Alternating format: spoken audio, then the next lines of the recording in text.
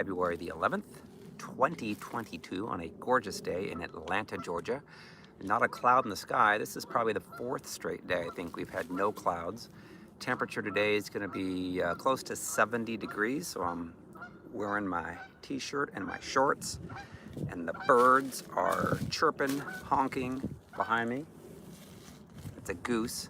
So, how would everyone like to say, since it's Friday, casual Friday, I used to work in corporate America, how would you like to say hi to Lily, Miss Lily? Hey Lily, come here, girl. Aw, look at Lily. Lily, look at the camera. Say hi.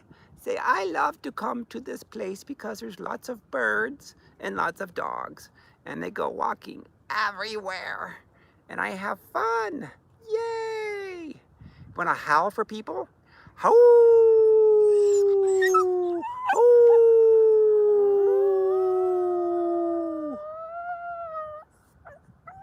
Howl!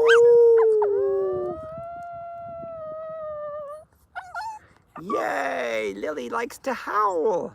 She's free. She loves to come to the park. She loves to go off the leash because then she's really free and she runs around and she enjoys hiking. Her whole life has transformed since she went through soul wound healing and deliverance. She got picked up on the side of the road several years back from a cemetery that was next to the road, and she was very quiet, reserved, and in fear all the time, and now she has fun because she's been delivered and she enjoys life. So she's like a symbol of what happens in a human's life when the human gets healed from their soul wounds and delivered, and they get to have fun. So I'm going to go ahead and put her down so that she can run around. I've actually got a really close friend here that's going to be watching Lily for me, so don't worry, she's not going to run and get eaten up by another big dog. So, all right, so all that being said, again, today is February 11th, 2022, and the Breakthrough Tour continues. I've been doing this for 5 straight years, traveling around America, around Canada, actually like the Toronto area and the Niagara Falls area in Canada. That's what, Ontario, I guess is the province. The next stop is coming up this Saturday, February the 19th, in Orlando, Florida. The Courtyard by Marriott in Lake Mary, which is just north of Orlando. Have a lot of people on Eventbrite that are signing up for that. It's going to be great to see everyone. Again, next Saturday at 7 p.m. Eastern. And then March 5th, we have a ton of people that are signed up on Eventbrite for the Nashville, Tennessee location. That's at the Residence Inn at Opryland. So looking forward to that. Hello to Franklin Dale Thomas, Captain O Captain from Illinois on Facebook. Also hello to Tina Kirkpatrick. Hello to others on YouTube that are watching. People from Dallas that are tuning in. Speaking of Dallas, the next tour stop is April the 2nd in Dallas. That's at the Marriott Dallas Los Colinas Hotel. Beautiful hotel with a beautiful lake behind it. Been there once before. It's in Irving, Texas, between Dallas and Fort Worth. And then April 8th and 9th, that is Friday night at Axe Church. It's being hosted by Walking in Freedom in Waco. And my good friends Mike and Brenda Keep will be there Friday night, 7 p.m., doing a breakthrough event. And then on Saturday, April the 9th at 6 p.m., doing a deliverance training. Lots of people are signing up on Eventbrite for that. And then, let's see what, April 30th and May 1st in Merkel, Texas at Fountain Gate Church, and we'll be adding more in May. So, topic of the day is when your soul is healed and you are delivered, you don't need to lie anymore. And it is interesting, when a person is hurt and they're wounded and they're growing up, we've let people know about this, and it's true. When you get hurt, you get wounded, you will hear from demonic spirits in your mind, and they will call you and tell you things that will cause you to have fear and anxiety. And most people I do sessions with have been exposed to sexual things, either being touched sexually, being shown pornography, being drawn into impure relationships prior to the age of 18. which then they come into the church and they continue normally to struggle with those behaviors. They have addictions to sexual things, addictions to alcohol, addictions to food, addictions to all kinds of things. And so lots of people are a mess, and they come into the church and they're still a mess because those demons have legal rights to attach to our soul, which is our mind, our will, and our emotions. So just because you ask Jesus into your heart doesn't mean the demons have to leave, and they won't. Why would they? So again, if you go into a church where they talk about you need to get your wounds healed, you need to forgive people who've hurt you, you need to command the demons to go, then that's great. But that's probably less than 5% of the churches in the world.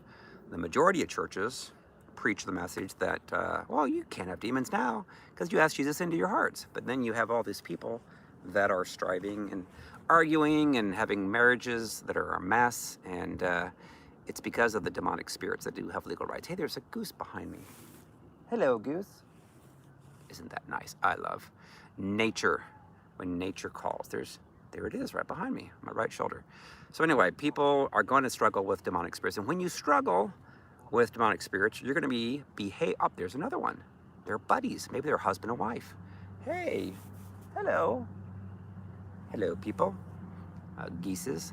So if you're struggling to get healed and delivered, what's going to happen is you're going to manifest. You're going to trigger. You're going to get mad. You're going to get angry on your spouse, on your children, and you're going to do things that aren't good. And when a person finds out about what you do that's not good, then what do? You lie about it normally, and then you have to keep your lies straight. So oftentimes people struggle. They're like, oh my gosh, I couldn't ever admit to looking at pornography, sexually flirting with other people, cussing, drinking alcohol to excess, being deceptive, and so they have to come up with lies to make themselves look good, and that's wearing on a person. It's exhausting on the person, trying to keep straight the lies, and before I went through deliverance, I know about that. I had to try to make some things up because I wanted to look good, and people that are in church, that are leaders, that are pastors, that are worship leaders, that are intercessors and so forth, oftentimes have to come up with lies to make themselves appear to be good. Maybe you are, I don't know, isn't that cool how that goose is right there? How you have to maybe you want to mentor some people, you're a teacher, and then if you start to control them or you start to manipulate them and then they pull away from you, then oftentimes you have to make things up, to lie, to make yourself look good. So there's a lot of lying going on in the church, in the world. And so when people get healed, delivered, healed from their wounds, delivered from their demons, they don't have to lie anymore because they're not doing all those bad things anymore. It's like, and they could admit to the things that they struggle with, and like, yeah, if the person still struggles with looking at pornography, they still struggle with, I don't know, taking an offense, triggering, getting angry, all that stuff. They don't do that anymore, or at least if they do, they can own it and they can say, yeah, I used to do that, or yeah, I'm still struggling with it. I'm still trying to overcome, and they can be honest. But people that tend to not be healed and delivered, it's like a huge thing if they ever get found out, some of the things that they have said or done. And normally it goes back to when they were growing up, that they've had a father or a mother or stepfather, stepmother that was very critical, very judgmental. If they made if they did anything that their parent or step-parents deemed as wrong, they would oftentimes get reamed, verbally. They would get a person going off on them. So they're like, oh my gosh, they have to walk on eggshells all the time. If that was you when you're growing up, then oftentimes if you're still struggling to get healed and delivered, you're going to continue to lie about certain behaviors because you're concerned that you're going to get yelled at again from maybe your mom, your dad, or whoever else that did that to you. You may have a spouse that's not going to yell at you, but they may confront you. And oftentimes it's like it feels similar to when you were being yelled at when you were growing up. And you may have a person that does, yell and scream and so forth. So you have to understand and be honest. You have to be honest and say, gee, do I struggle with telling the truth? Do I tell a lot of lies to make myself look good? I see this all the time with people that struggle with the Jezebel spirit, is they'll try to make themselves look perfect, And if they do something wrong, they'll say, well, yeah, I struggle with reading my Bible too much. I struggle with praying in tongues too much, fasting too much. And you're like, what? So it's not really a true admission of what they're doing. Or they may say, well, I struggle with this because my spouse does this. And so they'll try to plant and shift it to somebody else. And so ultimately, they don't have to own it. So the enemy wants us to lie, wants us to live in those lies as long as he can. And when we do live in those lies, then it's not a good thing, not a good area, obviously, to be in. And typically, when I'm, look at that. The geese are like right there behind me. So when I'm like doing sessions with couples and so forth, there's typically one person struggles more with the spirit of Jezebel, the other one more with Ahab. Ahabs tend to be more honest. I'll say that. So if you think back and go back to 1 Kings and 2 Kings with Jezebel and Ahab, Jezebel was very rebellious and would lie through her teeth constantly. Ahabs today and back then would tend to be a little more honest. Now they got benefit from being with Jezebels because Jezebels will get them what they want. Like he wanted Naboth's vineyard. He asked Naboth, can I get your vineyard? Can I pay for it? And Naboth said no. So then he pouted about it, and then Jezebel ended up bringing him before a banquet and then having two scoundrels lie about him and then killing him. So then Ahab got what he wanted. Well, then the Lord spoke the truth to Elijah. Elijah then confronted Ahab and said, hey, dude, you're a dead man walking. You killed Naboth. And what did Ahab do? Did he deny it? Which is what Jezebel will typically do, is deny. No, he was honest. He told the truth. He's like, yeah, gee, I'm so sorry about that. He actually repented. He bought himself more time to live. I think these geese want to know about this lying stuff. Maybe they've been lied to a lot. Maybe they have soul wounds that need to be delivered. So isn't that crazy how these geese are just hanging out around here? So anyways, people that struggle more with the Ahab spirit will tend to be more honest and forthright with the sins, with the struggles that they've done. People that struggle more with Jezebel will tend to lie more. And it comes down to a battle of, are they going to choose to be honest and get delivered, because the demons don't want them to, or are they going to try to live in the lie? If you live in the lie, oftentimes it will cost you your marriage. Guys, they're both behind me. Can you see them? It will cost you your marriage because the person that's been controlled, manipulated by you can see through the lies, and they're like, have nothing to do with this. I will not. Oftentimes they separate, and they're like, I'm not going back because I know I can discern that the person's not being honest, not humbling themselves and being forthright. And that's how you can understand if the person's being honest, is they're going to share the truth. And so it's like, do you want to live in the lie and then go through a broken relationship or a divorce and keep your pride, because that's what will happen, and then you go into another relationship and you trigger, you react, you go off on the person, and then you do things you shouldn't be doing, and then you lie about it. So you can live in the lie. But I know of many men and women that have oftentimes gone through multiple divorces because the spouse says, listen, I'm not going through this anymore, and I know that they have not changed.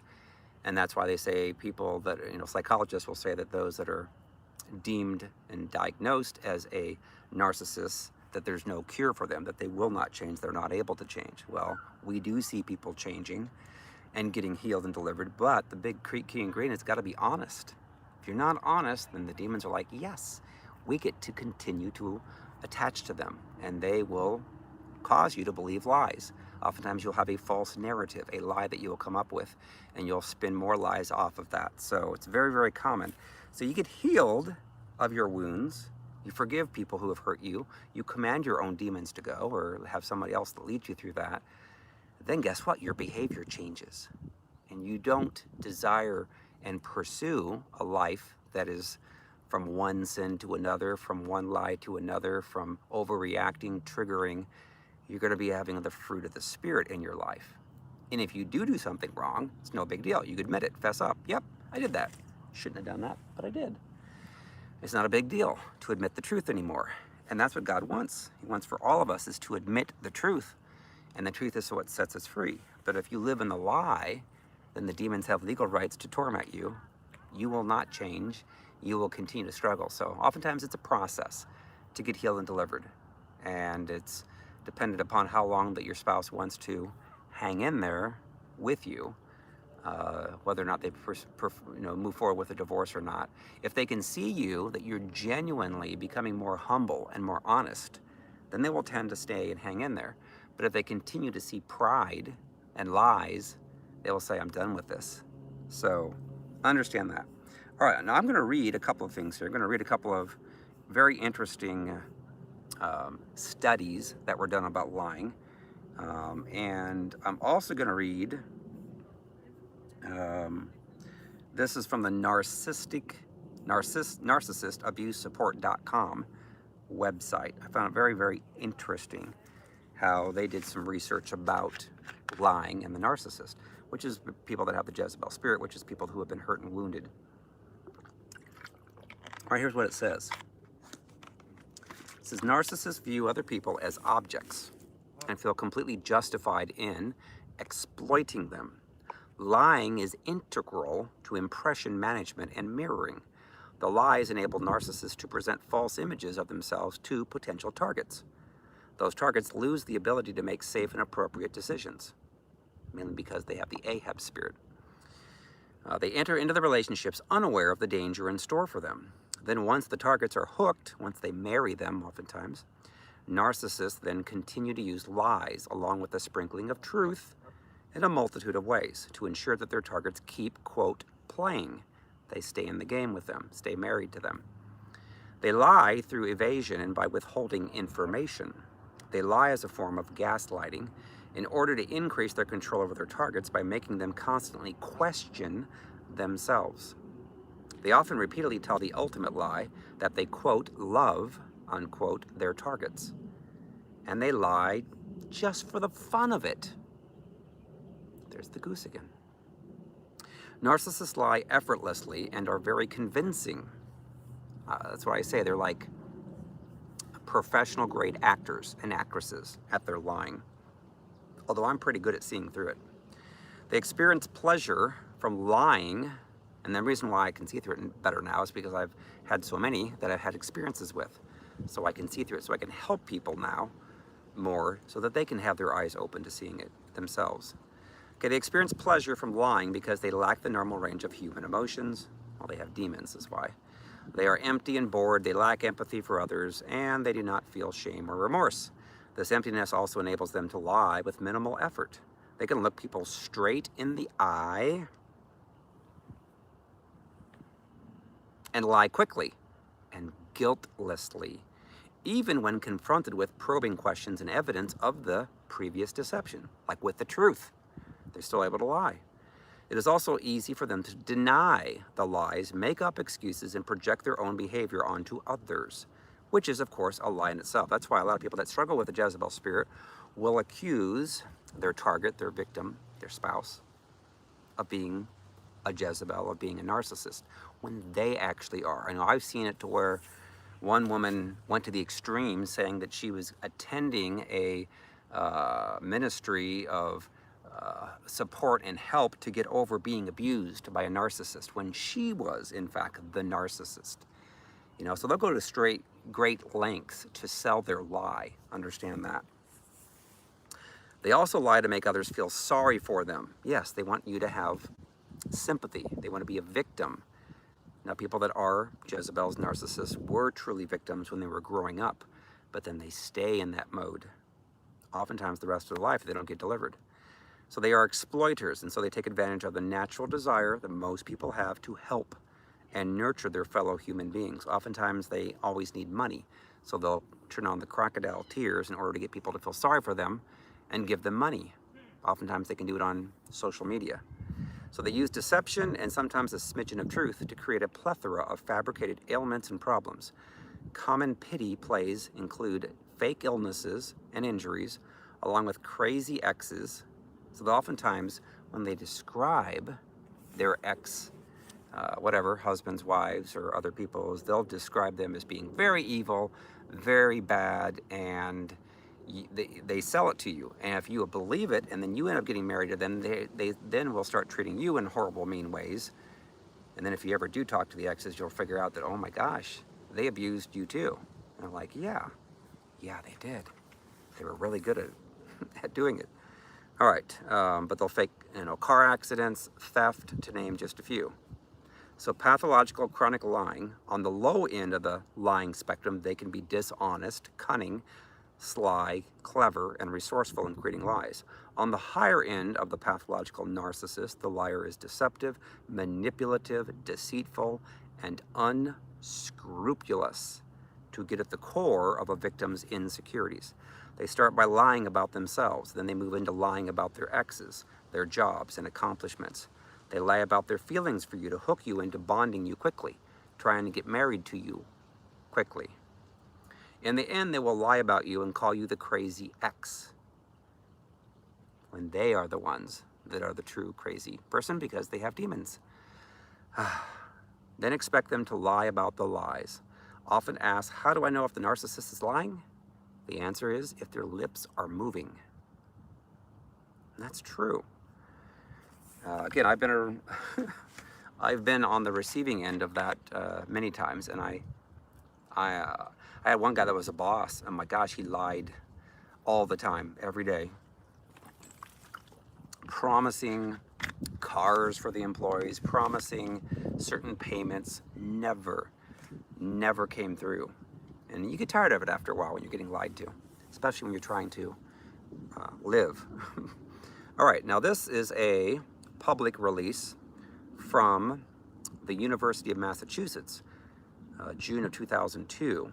Says most people lie in everyday conversation when they are trying to appear likable and competent, according to a study conducted by University of Massachusetts psychologist Robert S. Feldman and published in the most recent Journal of Basic and Applied Social Psychology. The study, published in the journal's June issue, found that 60% of people lied at least once during a 10-minute conversation and told an average of 2 to 3 lies. People tell a considerable number of lies in everyday conversation.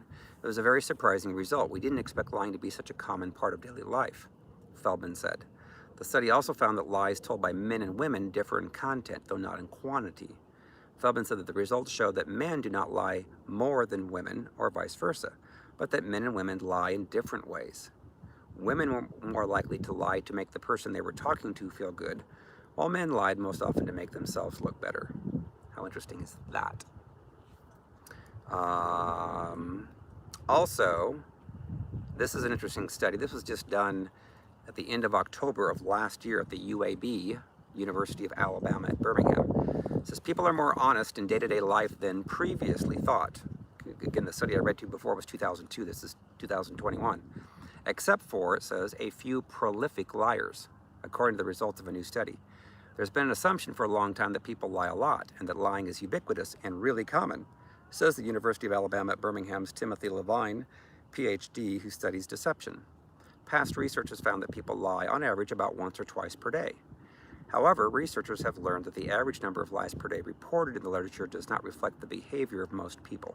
The distribution of lying is highly skewed. Most people report telling few or no lies on a given day, and most lies are told by only a few prolific liars, which I would say are those who have Jezebel, those who would be called a narcissist.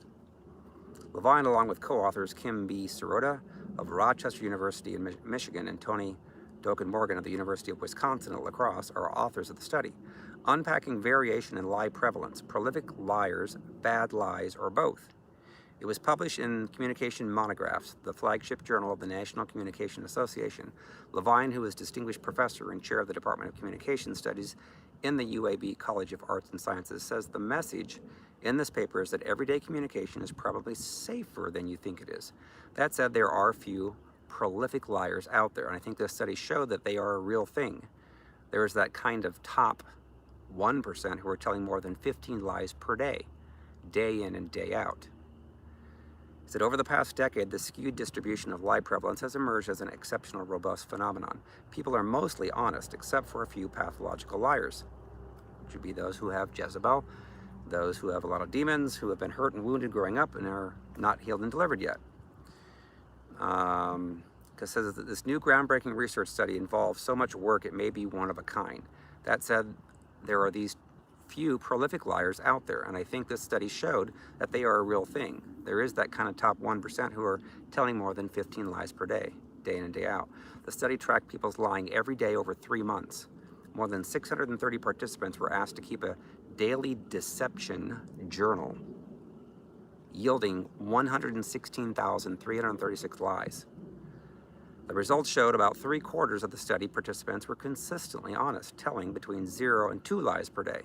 By contrast, a small subset of people, about 6%, averaged more than 6 lies per day and accounted for a sizable proportion of the lies. It was a really hard study to pull off, where you get people to answer the survey every day for 3 months in a row. And we find, yes, there are people who lie way more than the rest of us. 75% of us are really pretty honest. There are a few people who are super honest. People also have good and bad lie days, when they tell more or fewer lies than is typical for them. And I'd say this, it'd be interesting to know the study of those who would be considered Christians who are in the church that lie. You would hope that the majority of them would be honest, but we understand that those who would be considered struggling with the Jezebel spirit narcissists are going to tell a lot of lies. That's how they control their victim, is to getting people to think and believe their lies as being true. All right. So this is more evidence that people are probably more honest than a lot of people might think. People are mostly honest and people mostly believe other people. And deception is more of a kind of an exceptional thing rather than a chronic worry. So hopefully that's the truth, that maybe we have some honest people out there. But understand, you see it all the time in mainstream media, where they will lie and twist the truth and twist things to get you slanted to hate a person, controlling that person. The same thing as what Jezebel does. And they do it in the church all the time. If you don't do what they want, then they are going to lash out against you, but they'll also lash out against your friends, mutual friends, and lie about you and try to make themselves look innocent and you guilty. So what happens when we lie a lot? Again, we're not healed from the wounds, we're not delivered from the demons, therefore we have behaviors that are not good, that we don't want other people to know about. But we know that God knows all of this, right?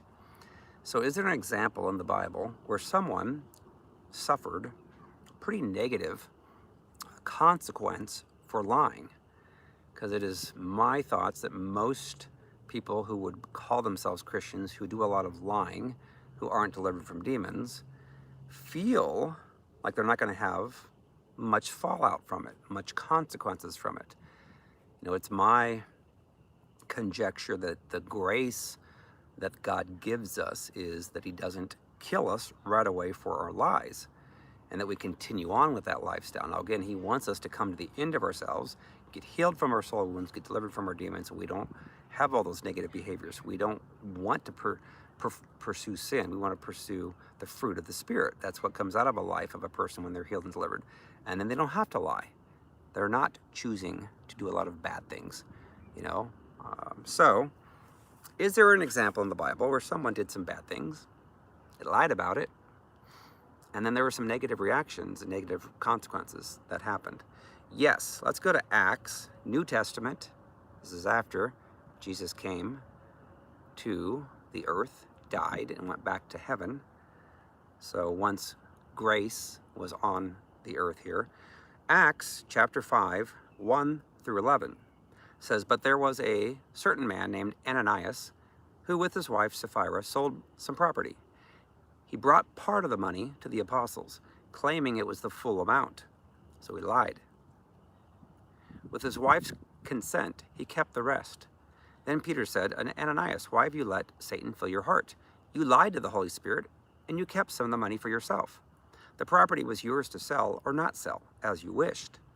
And after selling it, the money was also yours to give away. How could you do a thing like this? You weren't lying to us, but to God." As soon as Ananias heard these words, he fell to the floor and died. Everyone who heard about it was terrified.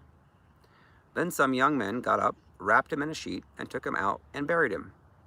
About 3 hours later, his wife came in, not knowing what had happened to her husband, Ananias. Peter asked her, "Was this the price you and your husband received for your land?" "Yes," she replied, "that was the price." And Peter said, "How could the two of you even think of conspiring to test the Spirit of the Lord like this? The young men who buried your husband are just outside the door, and they will carry you out too." Instantly, she fell to the floor and died. When the young men came in and saw that she was dead, they carried her out and buried her beside her husband. Great fear gripped the entire church and everyone else who heard what had happened.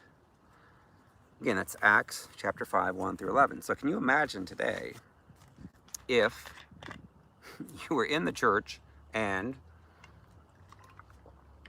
I don't know, could be a pastor, counselor, asked you, are you guys, whoever, maybe it's husband and wife, and asked for the truth. Did you do this? And you lied, and then you died.